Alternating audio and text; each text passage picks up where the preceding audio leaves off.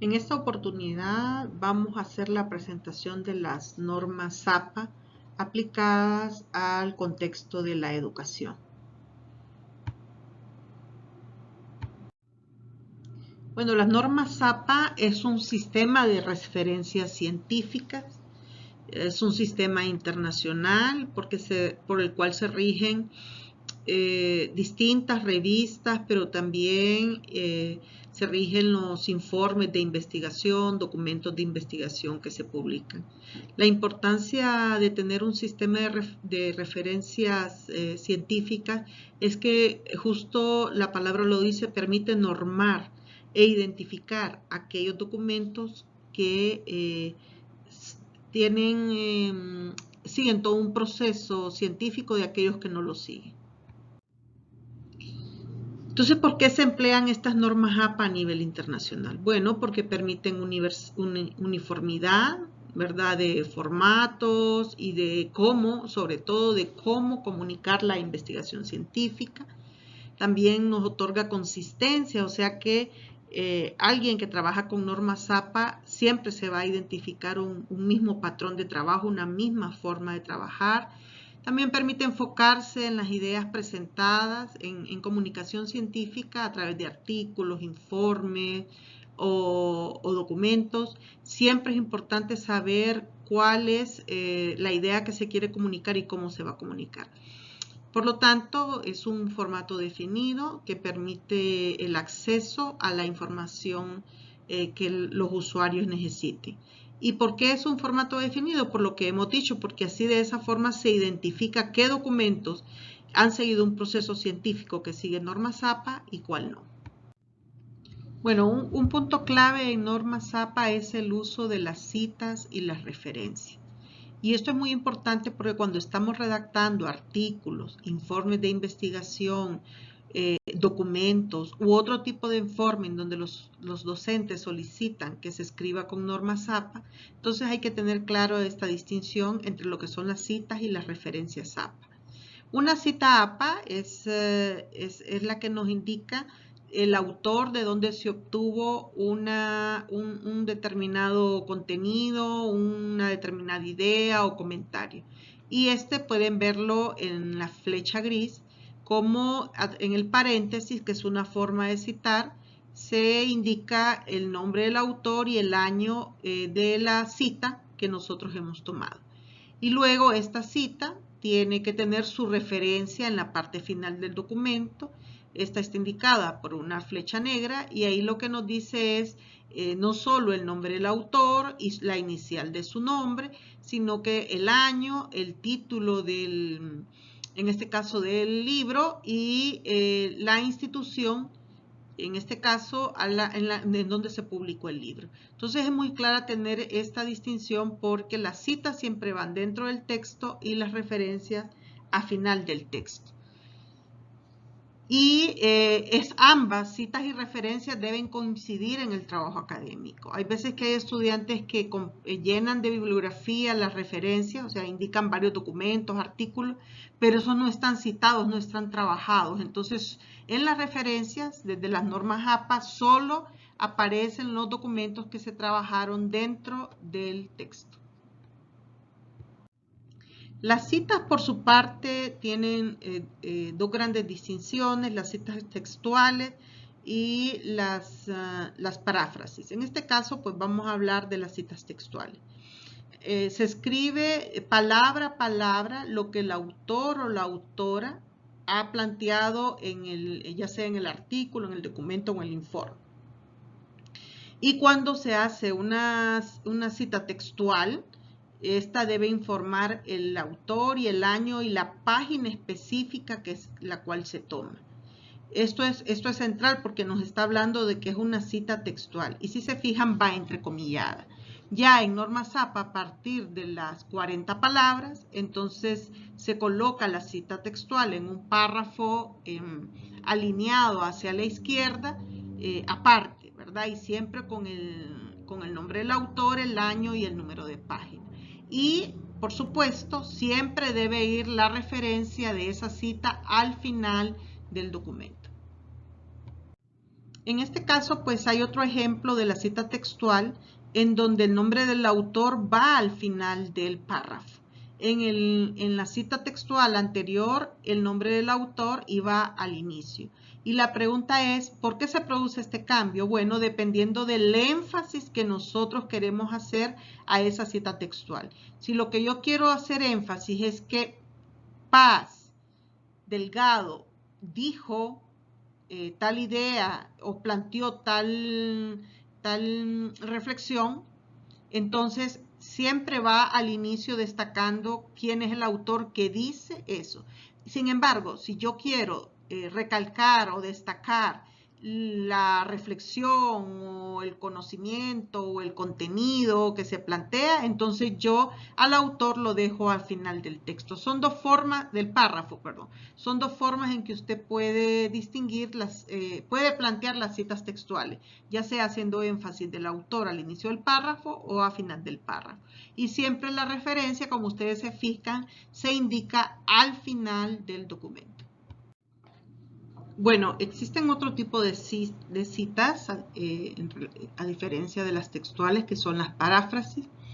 Las paráfrasis lo que nos ayudan es a integrar distintas ideas de un mismo autor o de varios autores, utilizando nuestras propias palabras o reorganizando las ideas, pero siempre hacemos la referencia de qué autores de qué autor o autores estamos obteniendo esas ideas. Ya sea esto porque se reafirma la idea de otro autor con las propias palabras, pero también permite resumir, sintetizar información de una o más fuentes o autores y enfocarse en información significativa que nos interesa destacar para comparar o contrastar los detalles.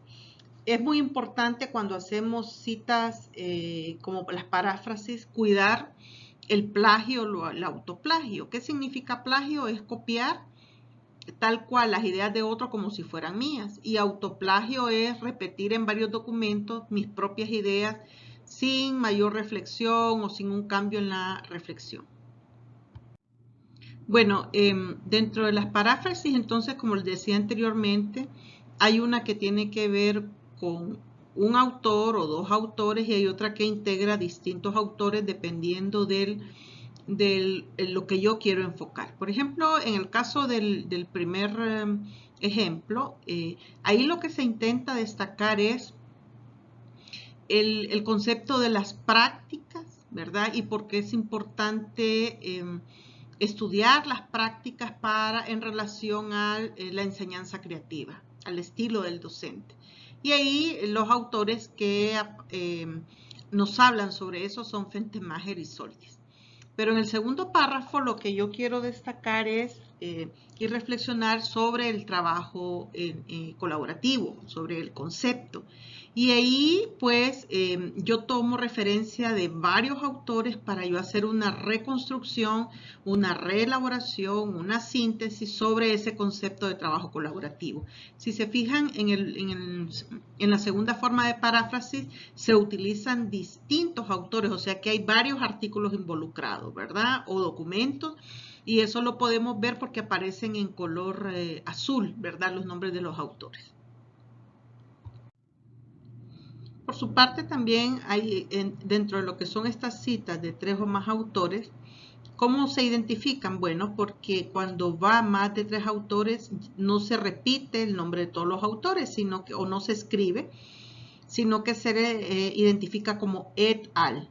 Entonces, si se fijan aquí, el autor con el que inicia el artículo es Batiar et al, significa que son los otros autores, que son los otros dos, es un artículo de 3 autores, y eso como lo podemos ver en el segundo párrafo, en donde ya se establece la referencia del artículo, ¿verdad? De que son 3 autores que hablan sobre el tema de la regulación y las interacciones socioemocionales en un clima de grupo, ya sea positivo o negativo. Otra forma en la que nosotros podemos hacer uso de las normas APA es que estas normas nos permiten hacer distinción entre distintos tipos de referencia. Por ejemplo, nos ayudan a referenciar libros, como ven en el primer párrafo, también revistas, de artículos que están en revistas de investigación científica.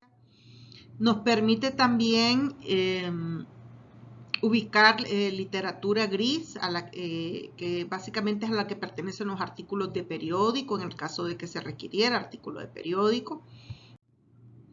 También nos permite citar páginas web, informes o reportes de investigación, documentos que están en archivo PDF, que no están publicados ni en artículos, ni en bases de datos científicas o en revistas, ni es un informe, ni es un documento, solo aparece el PDF, entonces ahí está disponible. También nos permite citar diccionario. Aquí tenemos un ejemplo del diccionario de la Real Academia Española. Entre paréntesis, cuando un documento no tiene fecha, se le escribe S.F, que significa sin fecha. También podemos ver que las aplicaciones móviles también tienen su forma de referenciarlo, los videos de YouTube, las ideas que ahora es muy fuerte la tendencia, el trabajo a través de redes sociales para compartir investigación científica o ideas claves que se pueden compartir con otros. También tenemos el Facebook. Si usted va a tomar una idea de un Facebook, entonces, ¿cómo debe referenciarlo? También podemos ver otras formas de referenciación como el Instagram, como los PowerPoint. De pronto hay una clase que usted llevó en determinado año y usted quiere hacer referencia de esa clase, utilizar esos datos y esas están en PowerPoint, pues ya le permite y le da información de cómo. ¿En dónde podemos ver claramente reflejado el uso de las normas APA? Bueno, lo podemos ver en las revistas de publicación científica. Aquí tenemos una revista que se llama Educare, que es de Costa Rica. Y aquí en estas revistas se publican artículos de investigación, estados del arte, ensayos académicos, y todos deben cubrir normas APA. O sea que cualquiera que busque un artículo de estas revistas ya identifica si es con normas APA o no. En el caso de nuestra universidad, pues aquí tenemos la revista Paradigma, que es una revista de investigación científica del campo de la investigación educativa, que también sigue normas APA. Se publican artículos de los profesores, por ejemplo, de la universidad, de los estudiantes de posgrado. También hay trabajos de estudiantes de licenciatura que trabajan con sus profesores y que se publican acá. Y también están publicaciones a nivel de investigadores internacionales. Es importante entender que las revistas nacionales pueden constituir toda una estrategia que nosotros le llamamos de indexación entre más autores internacionales publican. Entonces siempre la invitación para los productores nacionales de artículos es que puedan publicar en revistas internacionales. Aquí vemos entonces el estilo de este artículo de la revista Educare. Son varios detalles que nos indican que es una revista, en este caso que está indexada, o sea que cubre criterios científicos muy rigurosos, y eso hay que saber distinguirlo. Por ejemplo, aparece el nombre de la revista, el periodo de la publicación, el número DOI del artículo, que ese número DOI es como el número de identidad. Vemos que aparece el número del artículo, en este caso aparece en inglés y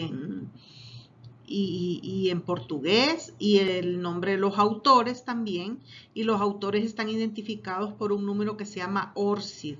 El número ORCID es el número de los investigadores a nivel internacional. Sería como el equivalente a la tarjeta de identidad. Y al final, pues todo artículo que sigue normativa APA y que está indexado en revistas de alto rigor científico le indican cuándo el artículo fue enviado, cuándo recibido, mejor dicho, cuándo fue corregido y cuándo fue aceptado. Las bases de datos integran distintos tipos de revistas científicas. Entonces, una base de datos puede tener 28.000, 40.000, 50.000 revistas. Y eso es lo que distingue a esta forma de organización. Y lo interesante de las bases de datos es que cubre con criterios internacionales para publicar en esas bases de datos. O sea que las revistas, en primer lugar, siguen una serie de criterios científicos para ser considerada una revista científica, y luego la base de datos también sigue criterios científicos para considerar que es una base de datos que integra documentación científica. En la diapositiva anterior, por ejemplo, mirábamos la base de datos de Latindex, que ahí agrupa artículos. Estos artículos son abiertos, no hay que pagar porque hay unas bases de datos con criterios más exigentes que los artículos hay que pagarlos. En estos casos son de acceso abierto. Esta es otra base de datos que se llama Redalyc, que también integra una serie de revistas científicas. Y esta otra base de datos también de Cielo, y integran también revistas científicas. Uno las puede ubicar, las que corresponden solo al campo de la educación. Y aquí vemos, pues, este tipo de base de datos también están dentro de la plataforma de la universidad, dentro del aula virtual. Ustedes pueden ubicar estas bases de datos de distintos tipos. En una hay información solo en inglés y en otra en español, entonces, o en ambos idiomas. Entonces es de explorar para identificar cuáles son los artículos que de acuerdo al objetivo de la investigación nosotros necesitamos.